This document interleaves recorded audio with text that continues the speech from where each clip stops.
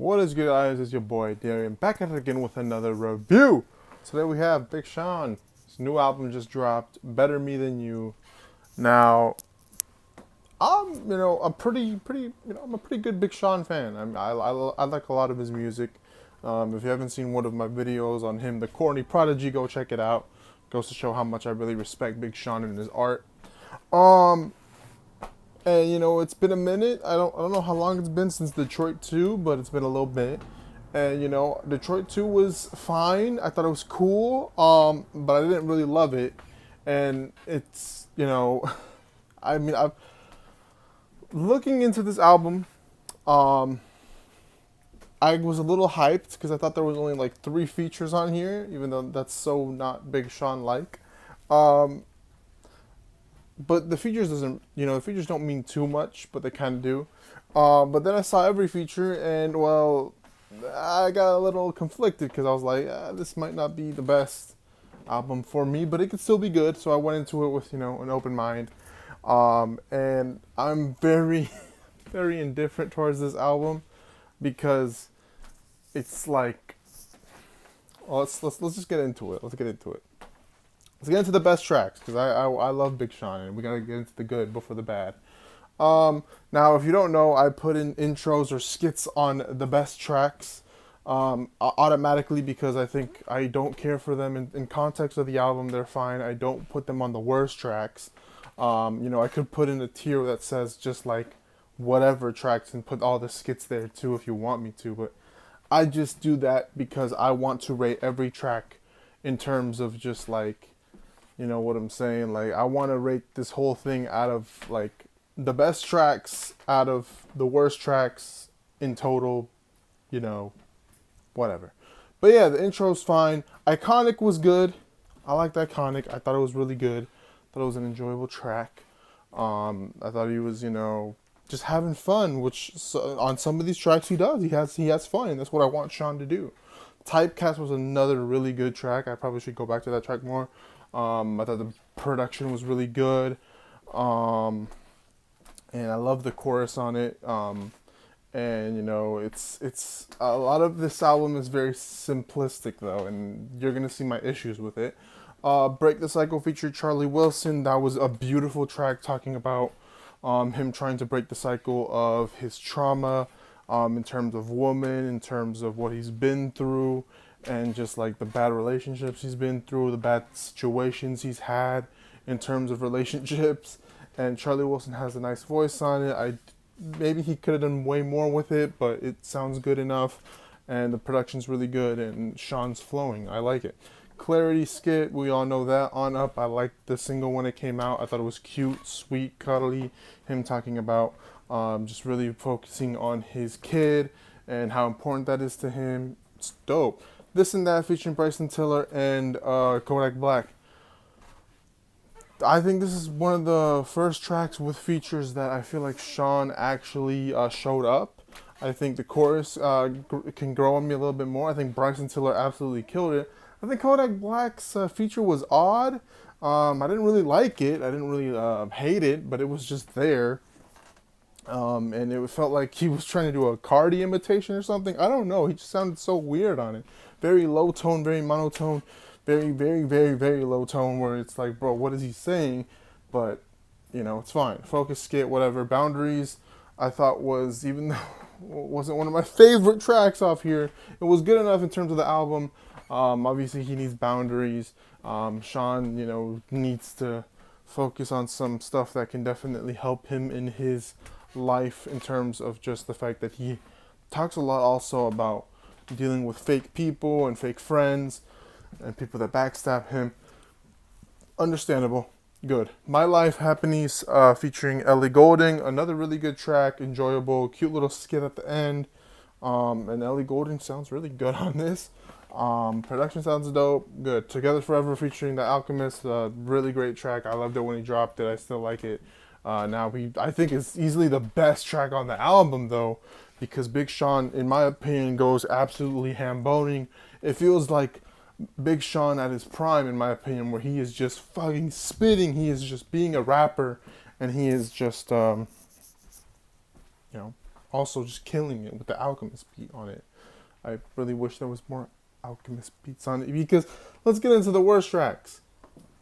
Now, while the best tracks did have also simplistic beats, when Sean is, rapping and then just enjoying himself and not really taking it too serious, and maybe sometimes talking about his life but not being too like overly, just not many bad bars or anything, or a bad chorus or anything, he sounds good. But when he's the worst tracks, I'm gonna be honest with you, I don't feel like we talk about much. Who You Are Superstar, I mean,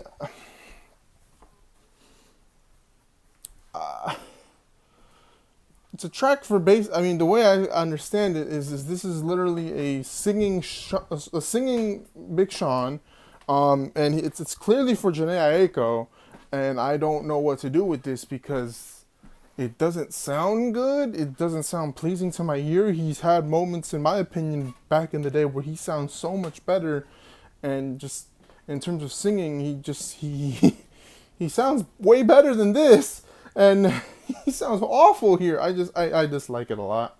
Yes, I never liked it when the single dropped. It's a horrible chorus. It's very repetitive and eerie, and it's really annoying. I don't like it. It's honestly annoying as shit. It is what it is. Featuring Gunna, it was honestly a track that I really don't understand why it was here at all.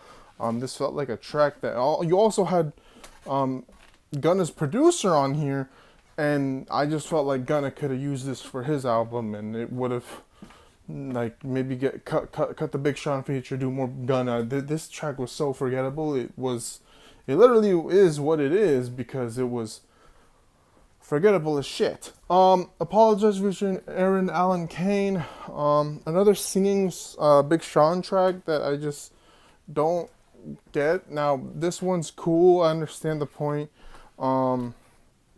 He wants to apologize for all the fucked up stuff that he's done.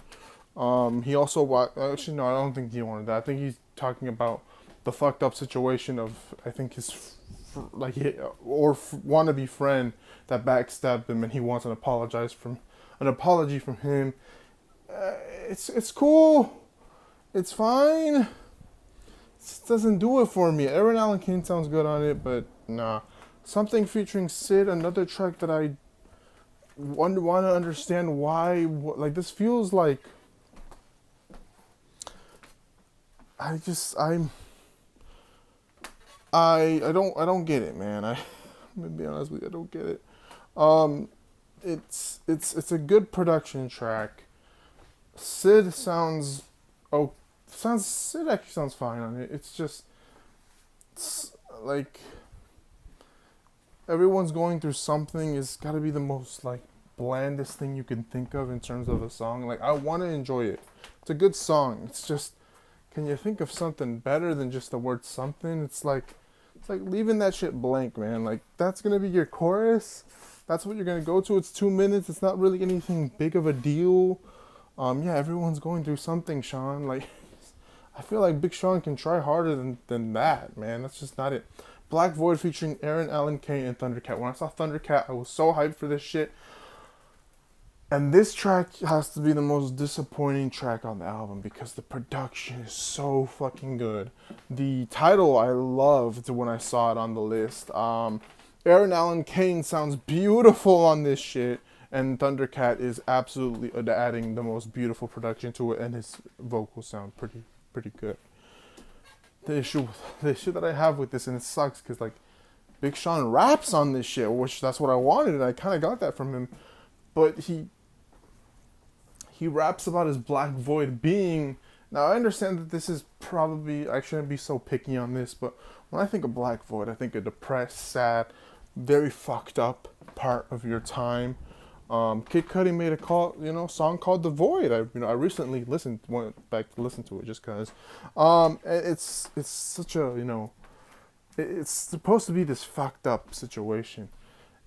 And he made a great chorus, a great song of it. And he made an amazing song. So when I saw this track, I was like, okay, this has to be the most deepest, most fucked up situation Big Sean's gonna tell us, and it's gonna be so good, and it's gonna be a great chorus, and it's gonna be fucking, deep as shit, which it was on every other aspect except Big Sean. Like, Big Sean didn't take me anywhere deep that I feel like he could have gone. And, you know, with this track, and he just took me into his deepest black void, was all the fucked up relationships that he's gone, and it just made me remind myself, like, damn, Big Sean. So now I understand why they call you the typical I want to talk about relationship rapper, because I'm not gonna lie to you, bro was just talking and rapping about relationships on this track, man. It's just like, Big Sean's gotta learn how to. I'm not saying that he doesn't have to talk about relationships, because that's what he's like. That's how he got big, in my opinion. I decided, you know what I'm saying? Fucking Dark Sky Paradise. That's how he got big. How you could even say the album before that he got kind of big with the, typical, typical talking about fucked up relationships or fucking bitches and this, that, and the third. That's how bro got big. So that's what we know him for. So it's kind of hard to go within these last two albums and try to get away from it. But when you're not getting away from it on this album, it feels a little weird, because you could be doing that on this album. And he's kind of is, he kind of ain't, though. But that track just made me a little sad, because I really wanted to enjoy it. Million Pieces, Tiana Taylor, Larry June. Yeah, I'm going to be honest with you. I like Big Sean on this one. I just don't like Tiana Taylor or Larry June on it. They just don't sound appealing to me on the track. They just... The one-time features actually don't really start... Actually, this is where features actually just start dying for me, to be honest with you. Low-key. Yeah, nah. And Get You Back featuring Cash Cobain. This track was horrendous. Actually, it wasn't that bad. It wasn't that bad. The track after is that. But this track, I'm not going to lie to you, it sounded like... I think the thing that I don't like about this track the most is that this sounded like a Vulture's produced Vulture song. I don't know if this is one off of it. And Cash Cobain sounded okay. He sounded fine, I guess, towards the end. But I didn't like Big Sean rapping at all. I didn't like the Vulture's production. It didn't do much for me. Certified featuring the song is gotta be one of the worst tracks off here. I don't know if the song's like a wannabe Playboy Cardi, a wannabe Destroy Lonely or some shit. The fuck is this? I mean, the chorus is awful. The lyrics are mid as fuck. The production's whatever. The fuck am I gonna do with that? And then the last track, Precision. I mean, I understand, bro. He's back in his bag doing his thing. It's just, it's kind of corny. It's kind of corny. It's not really anything I'm looking forward to. Don't really see any good things from it. But yeah, overall though, man, I'm mixed. I'm mixed as fuck. I fuck with Big Sean, man, but this album right here was it's pretty mid.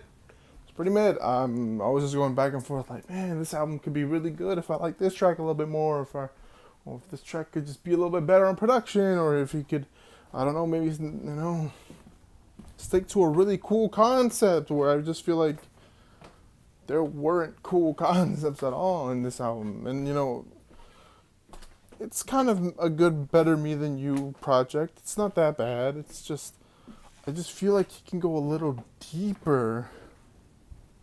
A little bit more, a little bit more deeper with it, man. I'm feeling 5 on it, man. But let me know what you guys think. Maybe you guys liked it more than me. Maybe you think Big Sean's back. Maybe y'all really love this album in terms of production and the way that Big Sean was just trying new things. Because he was singing way more on this album than honestly I wanted, in my opinion. I don't want, no offense, I don't want Big Sean to sing or try to like soothe me in with his voice without rapping.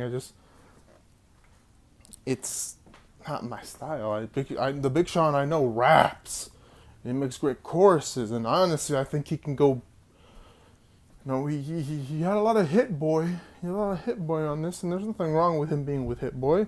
I do think he can do maybe a little bit better on the Metro side, though. I mean, I don't know. I feel like Metro kind of gives him more of a of the Big Sean that I like.